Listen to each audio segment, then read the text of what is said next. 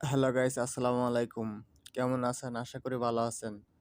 জনপ্রিয়তা নাটকের স্ক্রিপ্টগুলো এই ভিডিওতে রয়েছে।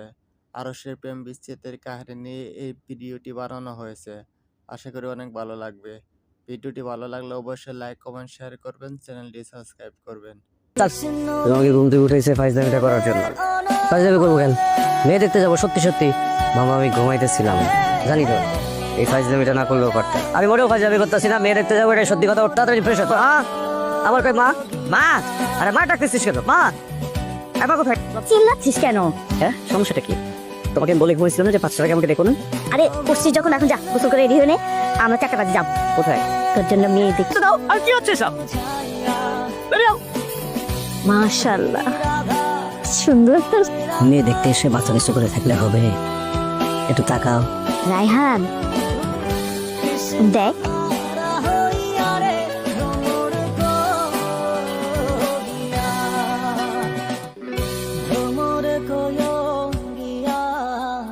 ওদের একটু কথাবার্তা হোক, সেই ব্যবস্থাটা করে দেন, বাদ বাকি কথা আমরা বলে দিব। আপনি একটু ভেবে দেখেন, এমন একটা ছেলেকে আপনার পছন্দ হয় কিনা। আব্বা কোনটা একটু দাও না, আর দরকার দাও না। এই বাবা, ওই যে তোমার ফোনে সেভ করে দিচ্ছি ওই মেয়েটার, ওই যে দেখে আসলাম, শারমিন নাম্বারটা সেভ করে দিচ্ছি, বুঝছো? শোর বাচ্চা। হ্যালো, আমি শারমিন। আজকে আপনি আমাদের বাসায় এসেছিলেন। ও জি বলেন। আমি এত রাতে আপনাকে কল করতে চাইনি, আসলে আপা আর দুলাভের চাপে আপনাকে ফোন করেছি। কোনো অসুবিধা নেই, বলেন। দেখা করতে যাচ্ছেন? আপনার ফ্যামিলি হয়তো আমাকে পছন্দ করেছে আর এখন বিয়ের কথাও আগাতে পারে, কিন্তু দেখবেন বিয়ে চাওয়া হবে না, কারণ আমার ফ্যামিলি পাত্রপক্ষ থেকে একটা বিষয় সবসময় গোপন করে আসছে। আমি যখন ক্লাস 10-এ পড়ি, এই সম্বন্ধ আর আগাবে না।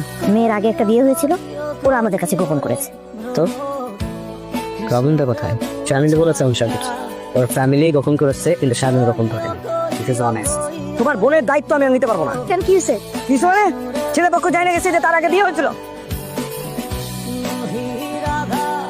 শারমিন, কেন করলেন আপনি এরকম? আমি তো বিশ্বাস করে আপনাকে সবকিছু বলছিলাম, তাই না? আপনি বিশ্বাসটা ভেঙে দিলেন আমার। আপনার জন্য আমি আমার জীবনের সবচেয়ে বড় একটা ঝামেলায় পড়ছি। আমার দুলাভাই আমার সাথে চারটা ব্যবহার করছে, আমার বোন আমার গায়ে হাত তুলতে পর্যন্ত বাকি না। আপনি একটু বোঝেন ওনাকে। শারমিন বাসা থেকে বেরোয় কোথাও যায়নি, উনি আমাকে ফোন করেছিলেন। আচ্ছা আমাকে একটা কথা বলেন তো, শারমিনের যে প্রথম বিয়েটা হয়েছিল সেটা কি শারমিনের নিজের ইচ্ছায় হয়েছিল নাকি পরিবার দিয়েছিল বিয়ে? একটা পরিবার যদি নিজেরা সিদ্ধান্ত নিয়ে তাদের মেয়েকে বিয়ে দেয়, সেই বিয়েটা যদি না টেকে, এখানে দোষটা কার? সে মেয়েটা নাকি পরিবারের? আমি ছোট ভাই হিসেবে আপনাকে একটা রিকোয়েস্ট করছি, শারমিনকে আমি আপনার কাছে বুঝিয়ে দিয়ে যাচ্ছি, প্লিজ আপনি একটু দেখে রাখবেন, আর কোনো রিয়াক্ট করবেন না প্লিজ। আচ্ছা মা, সব বাদ দিলাম, ধরো তোমার মেয়ে মানে আমার আপা, তার লাইফে যদি এমন কিছু করতো, তখন তোমার ডিসিশন কি হতো? সেমটা। ক্লাস 10-এ পড়া একটা মেয়েকে জোর করে বিয়ে দিয়েছে তারা। বিয়ের পরে জানতে পারলো ছেলেটা একটা ফ্রড, যার কারণে সেই সংসারটাই আর আগায়নি। আমি তো তোমার ছেলে, তাই না? আমাকে তো রাস্তা থেকে তোলানো নেই। আমার ইমোশন, আমার ভালো লাগা, আমার খারাপ লাগা, কিছু যায় আসে না তোমার কোনো বাবা। আমি সব সময় চুপ ছিলাম, তুমি কি ভেবেছো আমি কথা বলতে পারি না? রায়হানকে ফোন দিলাম, ফোন বন্ধ। রায়হানের ফোন থেকে কল এসছে। হ্যালো, আমি রায়হানের বাবা বলছি। কি বলছেন? কখন অ্যাক্সিডেন্ট করলো? এটা একটু আগে হসপিটালে নিয়ে আসা হচ্ছে। এখানে শারমিন নামের কেউ আছেন? আমি, আপনি একটু আসেন। বাইক আসলে অনেক স্পিডে ছিল, হঠাৎ করে দেখি রং সাইড থেকে একটা ট্রাক। কন্ট্রোল করার আমি চেষ্টা করেছিলাম, ট্রাকটা মেরে দিয়ে চলে গেল।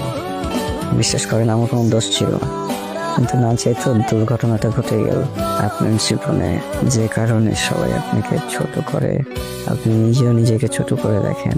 সেটা একটা দুর্ঘটনা ছিল, পৃথিবীর কেউই দুর্ঘটনার বাইরে না। এখন মাথা তো পরিষ্কার করে একটা কথার উত্তর দেবেন, এই হাত পা ভাঙা ছেলেটাকে বিয়ে করবেন?